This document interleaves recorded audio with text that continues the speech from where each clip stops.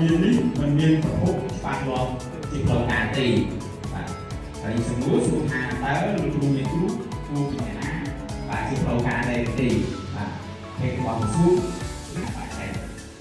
ទី3គឺយើងរកមូលហេតុបាទតកតងជាមួយនឹងក្រុមសាស្ត្រអ្នកដែលបានរងផលប៉ះពាល់គឺបុគ្គលដែលត្រូវបានគេយកទៅ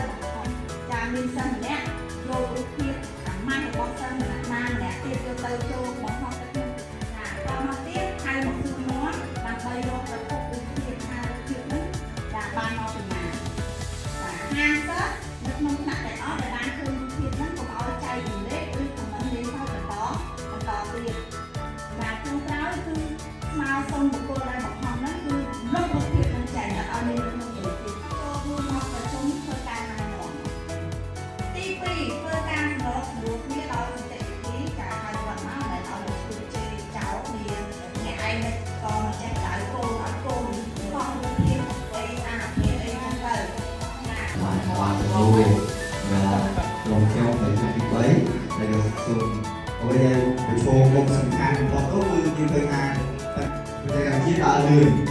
ដូចជាម៉ែរបស់យើងនេះគឺជាមួយនឹងកងនីតិគឺពីអាចយល់កងនីតិបានស្រួល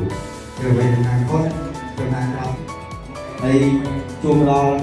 បងយើងវិញគឺថាគួរឲ្យទៅពីតែលោករដ្ឋវិទ្យាល័យស្គាល់អាខោមកគាត់អញ្ចឹងគាត់យកជួមកយកបានរបស់លោករដ្ឋទៅផុសពាក់ព័ន្ធមួយនយោបាយទៅផុសរូបភាពអីអាភិអីពេលគេប្តឹងគេតែប្តឹងដុល្លារទេគេថាដុល្លារជាអ្នកលេងទេបាទគេនឹងប្តឹងម្ចាស់ដើមគេផុសរូបអីផ្សេងទៅបាទហើយចំពោះចំណុចបន្តទៅគឺចំណុចបាទសួស្តីគូទាំងអស់គ្នាបាទសាយយើងគៀបមកបាទខ្ញុំពីក្រុមទី4ទាក់ទងថាបាទក្រុមទី1ដែរព័ត៌មានណាខ្លះដែលយើងគួរលះបាទព័ត៌មានទី1ដែលយើងគួរលះហ្នឹងគឺពេលដែលមកចេញមកចូលហើយទី3គឺយើងឲ្យគាត់ផ្អាកបាទយើងផ្អាកក៏ផ្អាកសិនការបង្ហោះពុំផ្សេងបាទទី2បង្កភាពងាយស្រួលដល់អំពើពង្រឹងការយាយីការចាប់ប្លន់នៅពេលដែលសិស្សធ្វើដំណើរត្រឡប់ទៅផ្ទះវិញ